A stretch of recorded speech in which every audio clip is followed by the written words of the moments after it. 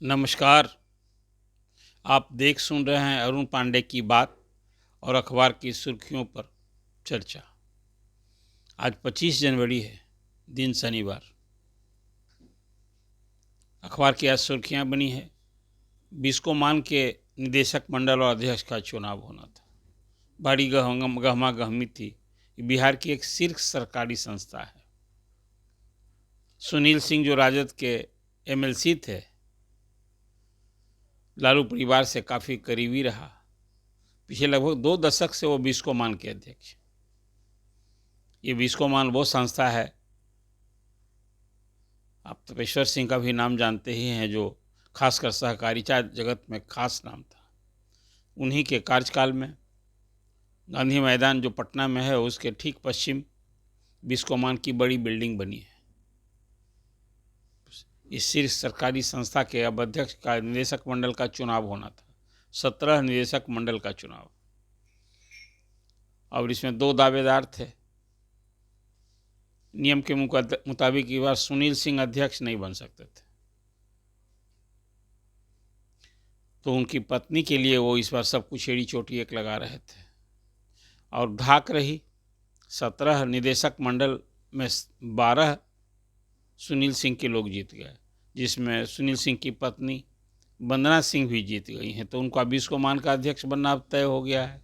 दूसरी ओर तपेश्वर सिंह के ही पोते विशाल सिंह कैंडिडेट थे, तो उनके गुट को मात्र 5 ही निदेशक जीत पाए, जिसमें विशाल सिंह भी जीते हैं। विशाल सिंह राष्ट्रीय सहकारी उपभोक्ता संघ के भी अध्यक्ष हैं।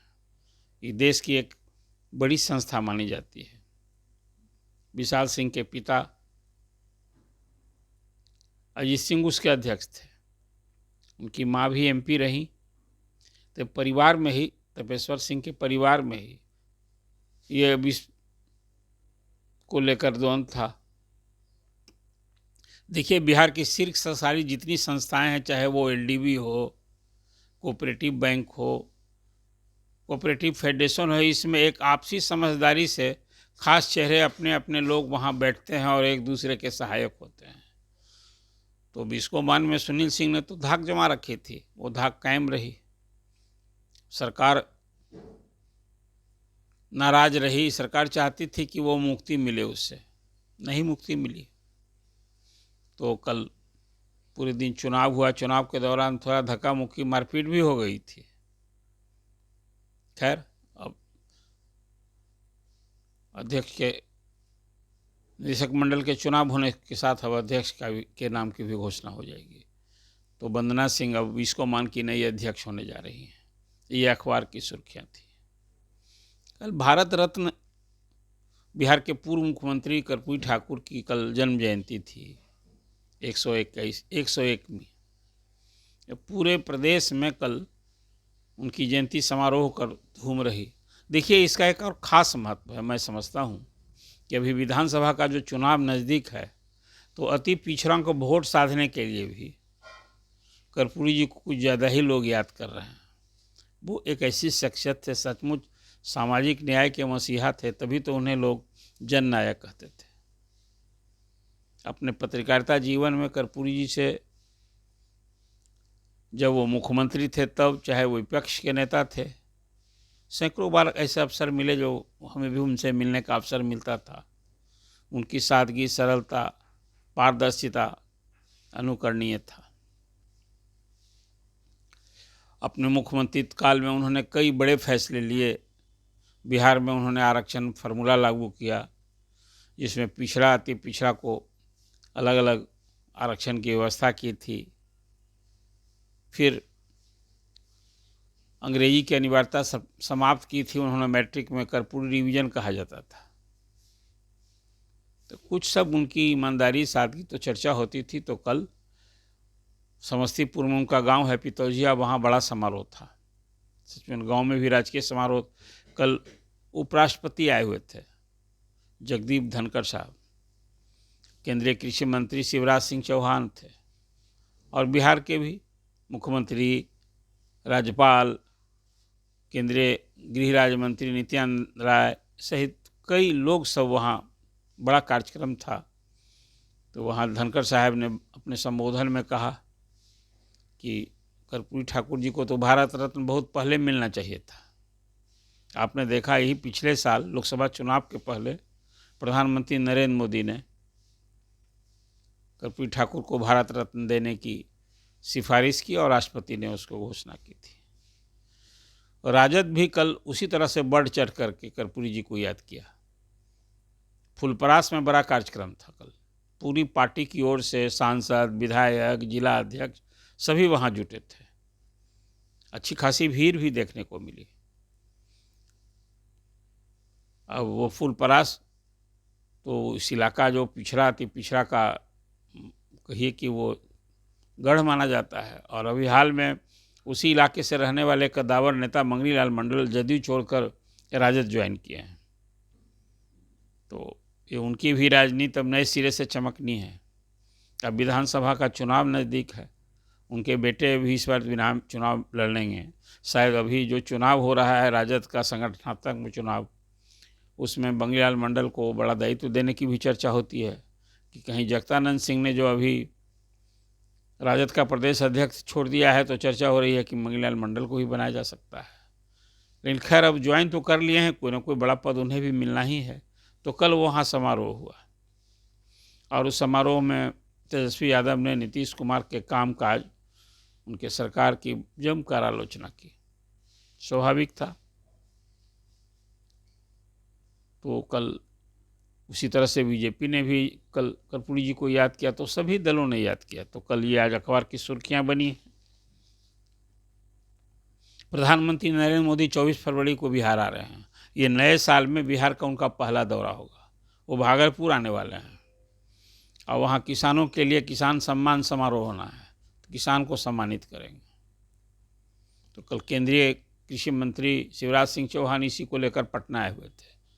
वो भागलपुर जाते, लेकिन मौसम साथ नहीं दिया, हेलीकॉप्टर से जाना था, नहीं जा पाए। तो खैर यहाँ मीडिया से मुखातिब थे। अब बिहार के लिए फिर कई सौगात की उन्होंने घोषणा की।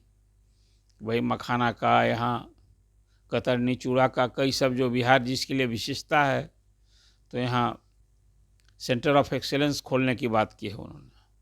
तो अभी तो डबल इंजन की सरकार है ना, बिहार को तो बहुत उम्मीद बंधी है। 1 फरवरी को जो केंद्रीय बजट आ रहा है, तो उसमें भी हम लोगों की निगाह टिकी है बिहारियों की। इस बार निश्चित रूप से बिहार को कुछ बड़ा मिलेगा। अभी तो चालू वित्तीय वर्ष का बजट जो आया था, उसमें भी हम लोगों को लगभग 60,000 करोड़ का बिहार के लिए पैकेज मिला है। उसमें 11,500 करोड़ तो बाढ़ नियंत्रण के लिए मिला है। तो इस बार केंद्रीय बजट के में भी कुछ मिलने वाला है।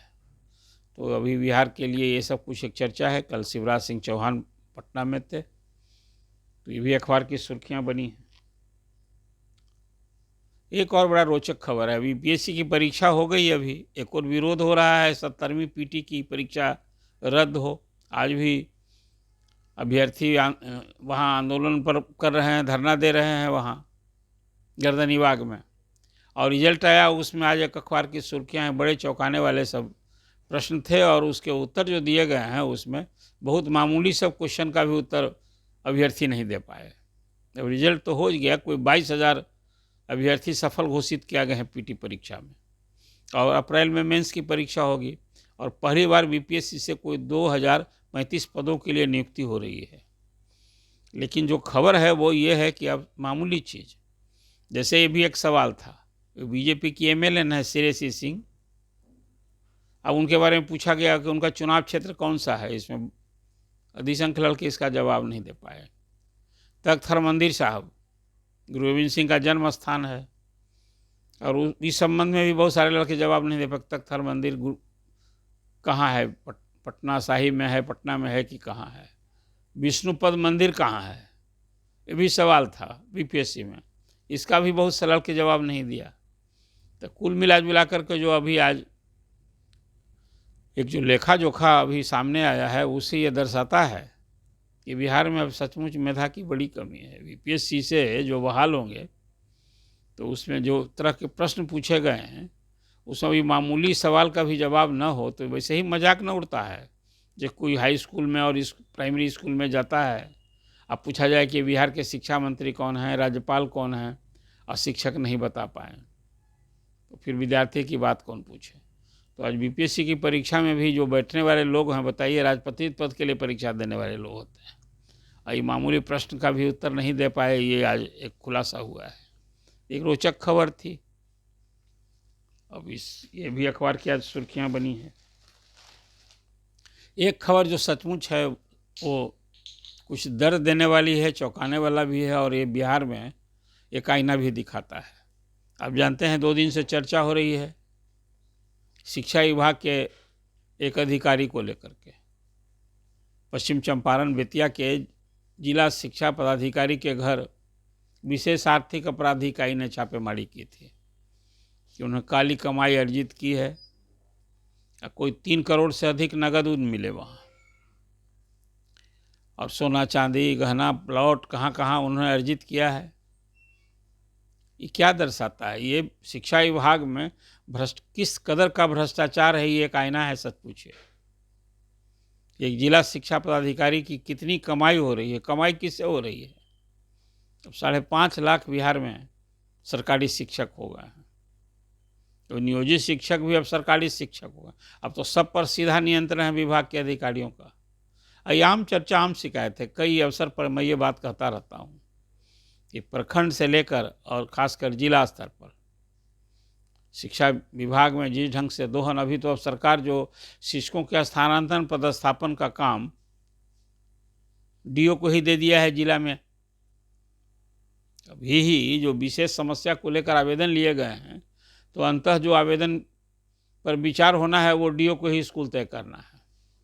अब जरा कल्पना न कीजिए। मैं हमेशा कहता हूं कि अभी बजाबता जो ये शिक्षा विभाग में ये ट्रांसफ़र इंडस्ट्री चलती रहेगी, शुरू हो जाएगा। तो शिक्षा विभाग के एक अधिकारी के घर इस तरह से 3 करोड़ से अधिक नगद मिलना और इतनी कमाई, कोई एक आईना है। कई डीओ के बारे में इस तरह के विभाग में शिकायत है, ये अच्छा भी बनी हुई है। और डीओ ही कौन करें? मैंने आपसे कहा ना कि जितनी सारी स्कूल की योजना चल रही है, चाहे वो मिड डे मील हो, स्कूल में इंस्पेक्शन के बाद भी वसूली, क्या क्या हो रहा है विभाग में, किस तरह से शिक्षकों का आर्थिक शोषण हो रहा है, परेशान किए जाते हैं। कुछ सस्पेंड कर दिया, सस्पेंशन उठाने के लिए फिर पूरा जो डीओ का ऑफिस है उसकी भ्रष्टाचार से भी लोग त्रस्त हैं। क्या उपाय है?